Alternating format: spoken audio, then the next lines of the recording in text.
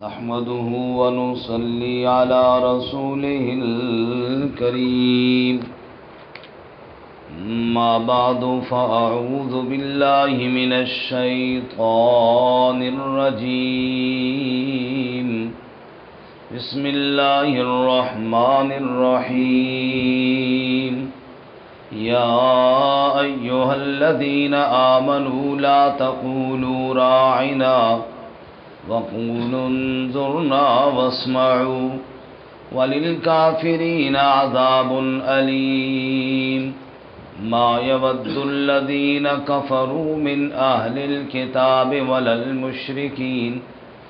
ولا المشركين أن ينزل عليكم من خير من ربكم والله يختص برحمته من يشاء والله ذو الفضل العظيم.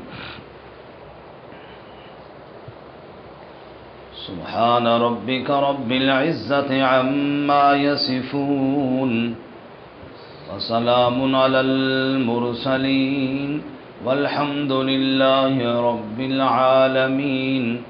اللهم صل على سيدنا ومولانا محمد وعلى آل سيدنا ومولانا محمد وعلى آله وأصحابه أجمعين. معزز سامعین،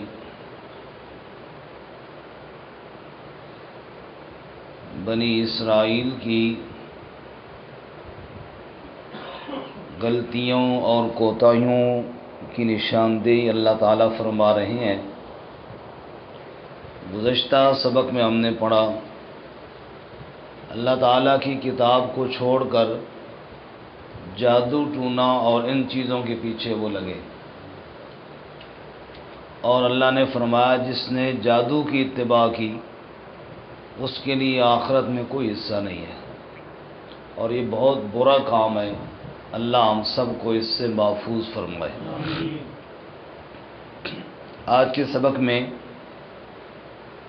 ان کی بعض شرارتوں کا بیان ہے، خصوصاً وہ یہود جو منافق تھے اور رسول اللہ صلی اللہ علیہ وسلم کی محفل میں آیا کرتے تھے. ان کی منافقانہ حرکتوں اور شرارتوں کا بیان ہے، کیونکہ وہ بیچ میں رہ کر ایسی حرکتیں کرتے جن سے مسلمانوں کو چوکنا رکھنا بہت زیادہ ضروری تھا. انہی میں سے ایک حرکت جو پہلے بیان ہوئی وہ یہ ہے کہ صحابہ کرام رضوان اللہ تعالی علیہم اجمعین جب رسول اللہ صلی اللہ علیہ وسلم کے پاس ہوتے اور آپ صلی اللہ علیہ وسلم کوئی بات سمجھاتے، مسئلہ بیان فرماتے، اور صحابہ کرام کو صحیح طرح سے سمجھ نہ آتا اور صحابہ یہ چاہتے کہ حضور یہ دوبارہ سمجھائیں، تو اس کے لیے ایک لفظ بولتے جی رائنا. کیا لفظ بولتے؟ رائنا کا معنی ہماری رعایت کرو، یعنی ہمیں دوبارہ سمجھاؤ. اس لفظ کو بگاڑ کر وہ منافق یہودی رائنا کہتے. یہ جو رائی ہے، رعایت ہے، اس کے کئی معنی ہیں. رائی چرواہے کو بھی کہتے ہیں، جیسا کہ حدیث میں آتا ہے کلکم رائن، تم میں سے ہر بندہ نگران ہے. جو چرواہا ہوتا ہے نا وہ بھی بکریوں کا نگران ہوتا ہے، سارے ریوڑ کا دھیان کرتا ہے. تو وہ آپ صلی اللہ علیہ وسلم کو رائنا کہتے، یعنی اے ہمارے چرواہے. چونکہ آپ صلی اللہ علیہ وسلم نبوت سے پہلے بکریاں بھی چراتے رہے، تو یہ کوئی عیب والی بات نہیں تھی. لیکن اگر اس کو حقارت کے طور پہ کہا جائے، جیسے کوئی بندہ کہتا ہے جی فلاں چرواہا ہے، جی بالکل، تو یہ توہین کا پہلو ہے اس میں. تو بجائے اس کے کہ وہ یہ مراد لیتے کہ آپ ہماری رعایت کریں اور آپ ہمیں مسئلہ دوبارہ سمجھائیں، وہ الٹا آپ پر تان کرتے ہوئے کہتے اے ہمارے چرواہے. یا رائی کا وہ معنی جو حدیث میں ابھی میں نے آپ کو سنایا ہے، نگہبان. یہ معنی مراد لے کر اس پر ایک اور طنز کرتے، وہ یہ، ادھر تو جی آپ صلی اللہ علیہ وسلم کی دعوت یہ ہے کہ سب کا نگہبان اللہ ہے، اور ادھر اپنے آپ کو نگہبان کہلواتے ہیں، یعنی بہانہ بنانا۔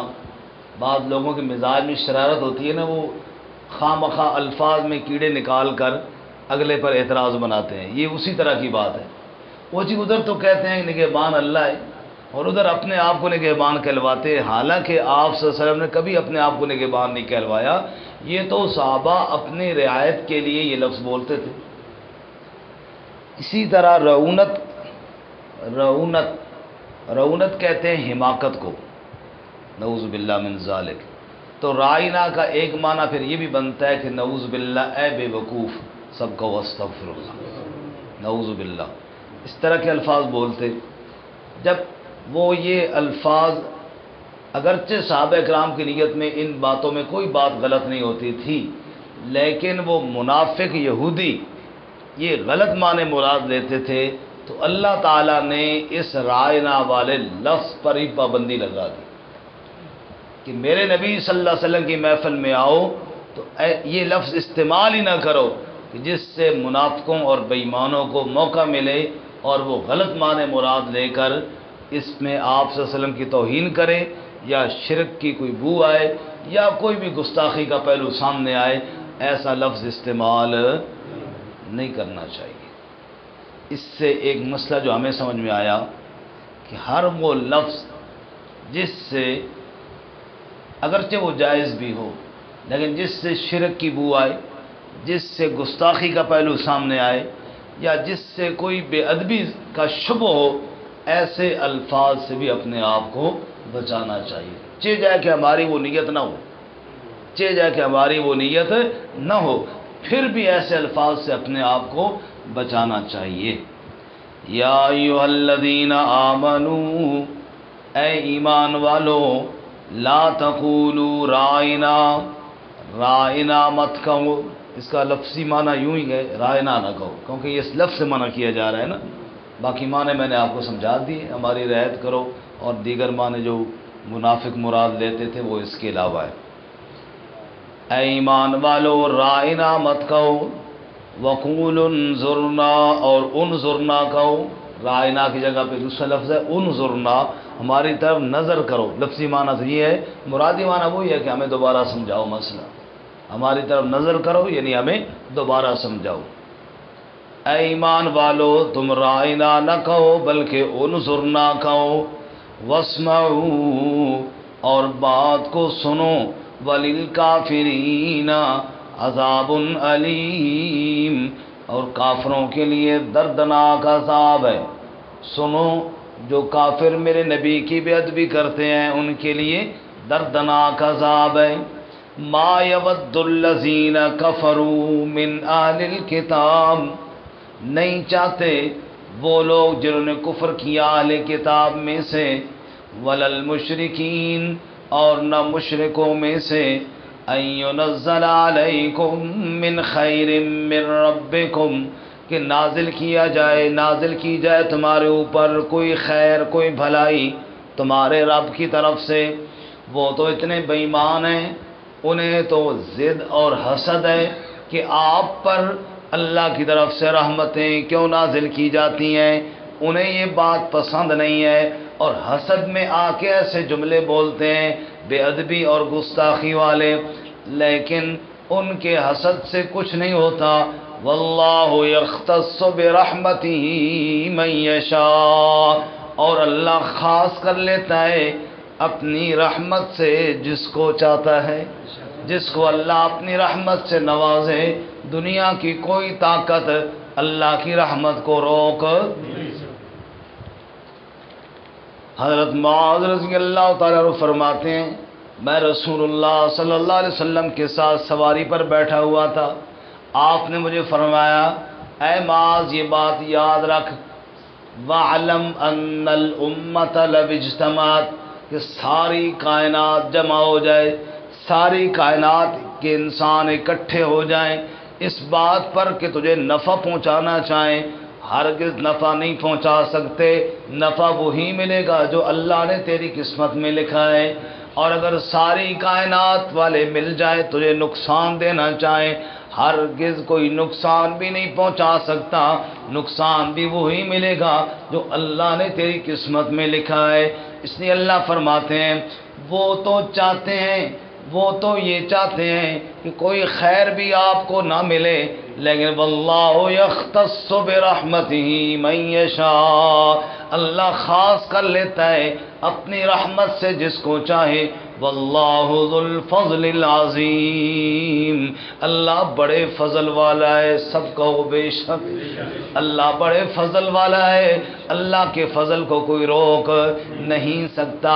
اگر اللہ عزت دینا چاہے، اللہ رزق دینا چاہے، اللہ علم دینا چاہے، اللہ وجاہت دینا چاہے، ساری کائنات والے چیختے رہیں، کسی کی عزت کو روک کوئی نہیں سکتا. عزتوں اور ذلتوں کا مالک کون ہے؟ سبحان اللہ. اب جب یہ آیت نازل ہوئی کہ رائنا نہ کہو بلکہ انظر نہ کہو، اس پر نیا پھڈا، او جی اگر یہ رائنا منع تھا تو پہلے کیوں نہیں منع کیا؟ سمجھ آئی؟ اگر یہ غلط تھا تو پہلے کیوں نہیں منع کیا؟ ایک بات پہلے جائز اور پھر ناجائز یہ کیوں ہو گیا؟ اس کے اللہ نے دو جواب دیے، ایک جواب حکیمانہ اور ایک جواب حاکمانہ. حکیمانہ جواب یہ دیا بھائی اللہ تعالیٰ بعض دفعہ ایک حکم نازل کرتے ہیں، اس وقت وہ حکم بہتر ہوتا ہے، پھر حالات بدلتے ہیں تو دوسرا حکم آ جاتا ہے. حالات کے بدلنے سے احکامات بدلتے رہتے ہیں، اس میں کوئی بات نہیں ہے. دوسرا جواب اللہ نے حاکمانہ دیا. بھائی حاکم تو اللہ ہے، تم کون ہوتے ہو اللہ سے پوچھنے والے؟ تمہیں کیا ہے تم اللہ سے پوچھو کہ یہ حکم پہلے کیوں نہیں دیا اور اب کیوں نہیں؟ فرمایا ما ننسخ من آیت، جو بھی منسوخ کر دیں ہم کوئی آیت، او ننسہا یا بھلا دیں اس کو، ہم منسوخ کر دیں یعنی ایک حکم پہلے تھا پھر ہم نے اس کو ہٹا دیا، کینسل کیا. منسوخ کا معنی کینسل ہماری زبان میں. فرمایا جو بھی ہم منسوخ کر دیں کوئی آیت، او ننسہا یا بھلا دیں یعنی آپ صلی اللہ علیہ وسلم کو محو کروا دے، دماغ سے ختم کر دیں، نأت بخیر منہا، ہم اس سے بہتر حکم لے آتے ہیں، او مثلہا یا اس جیسا دوسرا حکم لے آتے ہیں. یہ اللہ تعالیٰ کی مرضی ہے. الم تعلم، کیا آپ جانتے نہیں، ان اللہ علی کل شیء قدیر، بے شک اللہ ہر شے پر قدرت رکھنے والا ہے. وہ جو حکم دے اسے کوئی پوچھنے والا کوئی نہیں ہے. سبحان اللہ. الم تعلم، کیا آپ یہ بات جانتے نہیں، ان اللہ لہ ملک السماوات والارض، بے شک اللہ کی وہ ذات ہے، آسمانوں کی بادشاہت بھی اللہ کے لیے ہے، زمین کی بادشاہت بھی اللہ کے لیے ہے. ارے جب پوری کائنات کا مالک اللہ ہے، حکم دینے میں اسے کسی سے پوچھنے کی ضرورت کوئی نہیں ہے. پوری کائنات اللہ کی، جب پوری کائنات کا خالق اللہ ہے، پوری کائنات کا مالک اللہ ہے، پھر پوری کائنات کا حاکم بھی کون ہے؟ اللہ کو کیا ضرورت ہے کہ آپ سے پوچھے کہ کیا حکم دینا ہے اور کیا حکم نہیں دینا؟ نادانو، اللہ جو حکم دے تمہیں اس پر عمل کرنا پڑتا ہے اور اعتراض کرنے کی اجازت. فرمایا الم تعلم، کیا آپ جانتے نہیں، ان اللہ لہ ملک السماوات والارض، بے شک اللہ ہی کی ذات ایسی ہے، اسی کے لیے بادشاہت ہے آسمانوں اور زمین کی. وما لکم من دون اللہ، اور نہیں تمہارے لیے اللہ کے علاوہ من ولی ولا نصیر، نہ کوئی کارساز ہے اور نہ کوئی مددگار ہے. سب کے کام بنانے والا بھی اللہ، سب کی مدد اور نصرت کرنے والا بھی کون ہے؟ سبحان اللہ. ام تریدون، کیا تم چاہتے ہو، ان تسألوا رسولکم، کہ اپنے رسول سے سوال کرو، کما سئل موسیٰ من قبل، جیسا کہ سوال کیے گئے موسیٰ علیہ السلام پہلے سے. موسیٰ علیہ السلام کو بھی لوگوں نے ایسے ہی تنگ کیا، بنی اسرائیل نے. کبھی کہتے اللہ تعالیٰ ہمیں دکھا، کبھی کہتے اللہ کا کلام سنا، کبھی کہتے اللہ تو رات نازل کرتا ہے تیرے اوپر، ہمارے اوپر کیوں نہیں نازل کرتا؟ فرمایا تم بھی ایسے تنگ کرنا چاہتے ہو اپنے نبی کو؟ نعوذ باللہ۔ وَمَن يَتَبَدَّلِ الْكُفْرَ بِالْإِيمَانِ، اور جو کوئی بدل دے کفر کو ایمان کے ساتھ، فَقَدْ ضَلَّ سَوَاءَ السَّبِيلِ، بس یقیناً وہ پھٹک گیا سیدھے راستے سے۔ سیدھے راستے پہ رہنا ہے، ایسے سوالات سے اپنے آپ کو بچانا ہے۔ ایک سوال وہ ہوتا ہے جو بندہ عمل کے لیے کرتا ہے اور علم میں اضافے کے لیے کرتا ہے، اور ایک سوال نہیں ہوتا، اس کو حجت بازی کہتے ہیں۔